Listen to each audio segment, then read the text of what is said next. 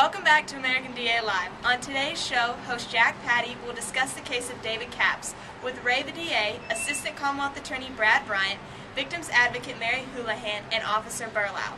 Capps assaulted an elderly woman that he knew by stabbing her several times and hitting her with a rubber mallet. He was sentenced to 40 years in the penitentiary. Stay tuned for more details on this case.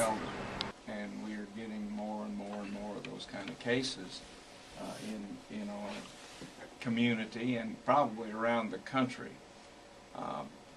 One of the things when we talk about this case, our victim is a 76-year-old woman, and we have, at the request of the family, the victim's family, we're not going to mention her name because there are relatives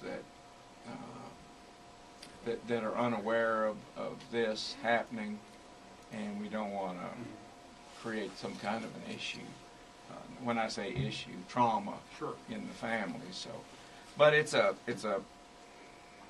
horrible case, and to think that somebody that's 76 years old could be beaten and stabbed like this by somebody is truly kind of frightening.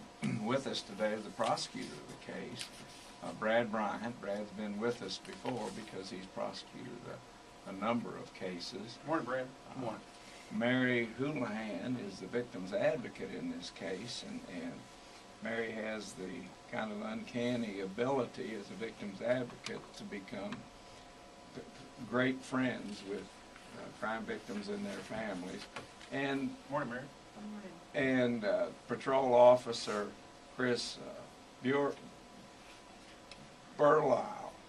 How'd I do, Chris? Not too bad. Why don't you pronounce it correctly? It's Burlow. Well, I got it. You got it. Yeah, well, Morning, Chris. He's Morning. the first officer on the scene. So why don't we start off with Chris? And Chris, get up close to that microphone if you would, and tell us a little bit about how did you become involved in this case?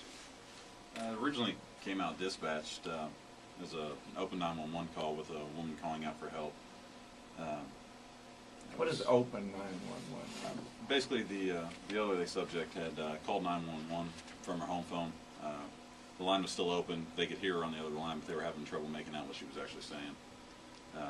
And the 911 gives an address about where that call is coming from. Isn't that correct? That's correct. With the new enhanced 911, it helped us locate. Okay. So what did you do? Officer Tim Dawson and I actually responded to the residence. All we knew at the time was that she was calling out for help. We arrived on scene. The victim's door was secure. However, we could hear her inside yelling for help. We went ahead and made entry based on this. What does that mean? You knocked the door down? No, we didn't go knocking the door down, but the door was unlocked, but however, it was pulled shut. We went ahead and just opened the door and proceeded in, and we found our victim lying in the living room. Severe trauma to her, actually lying in a pool of blood. Tell us about the injuries that you were able to observe. The victim had apparent trauma to her head, where it looked like she had been beaten. Her left hand had been mangled pretty fairly. She had her right eye was actually busted open, and also we found it looked like for lack of a better word, a large kitchen knife. It was stuck through her right arm, and it was actually broken off. The blade was actually still through her arm. So that's what you found, and she was conscious. Mm-hmm. And so what did you do? At that time, we'd already asked EC to proceed, and we asked them to step up and kind of hurry up and get in the residence. I went ahead and just grabbed a towel, first thing I could find, and tried to immobilize the knife blade that was still through her arm and slow the bleeding. Seemed to be where all the blood was coming from. You get training in that? We do. That's interesting. I didn't even know that. Yeah, we get a fair amount of training in the academy, just on slowing bleeding, things like that, just for first responding trauma.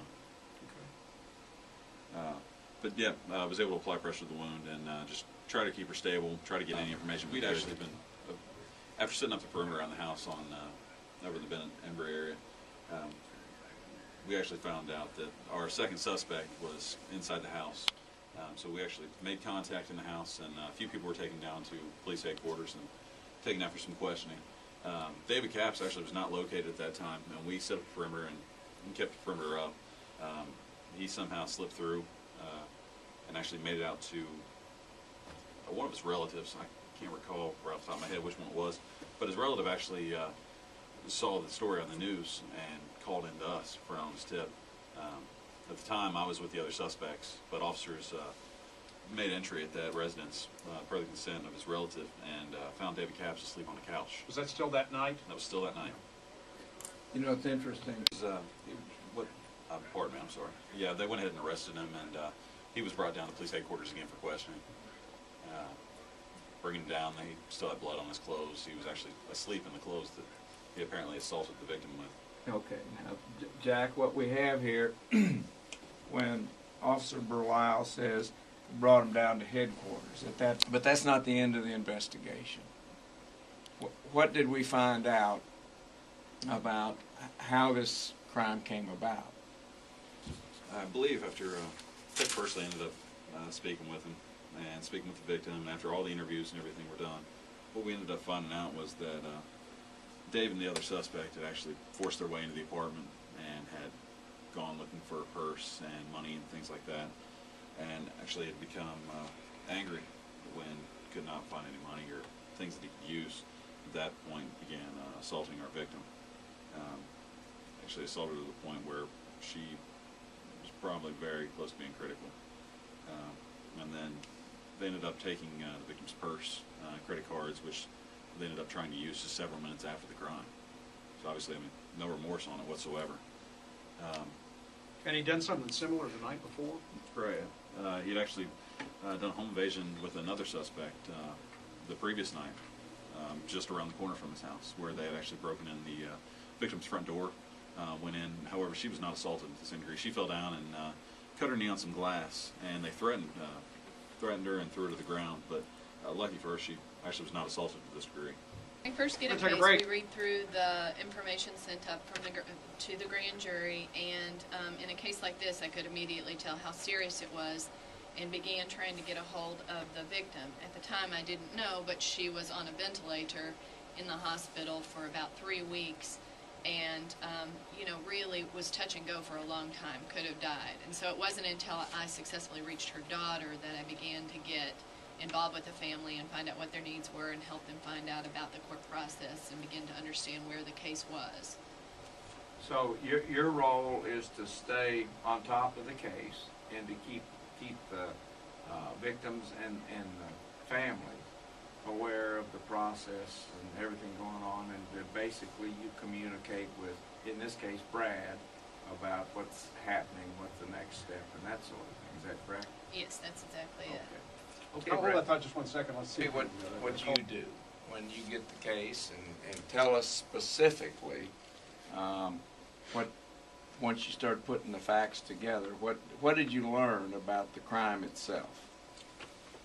Well, I treat this case like any other case. I fully investigated myself, so I had to get all the paperwork from the different officers.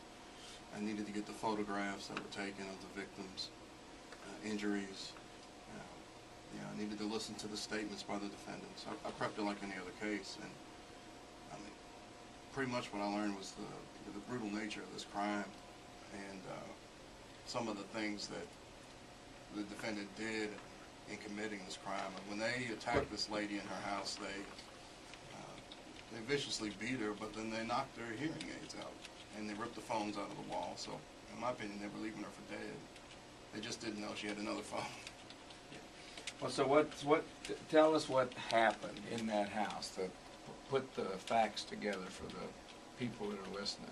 Well, according to the statement that we received from the co-defendant, he basically hugged the victim, and then David Capps just started beating her in the head with a rubber mallet, and he had struck her so hard that the mallet top came off. When she wouldn't give up her money or tell him where her money was, he then proceeded to stab her with a steak knife, and as Officer Berlisle indicated, it broke off in her arm. To hear the whole program, click below or tune in every Friday morning at 9 a.m. on WVLK News Talk 590.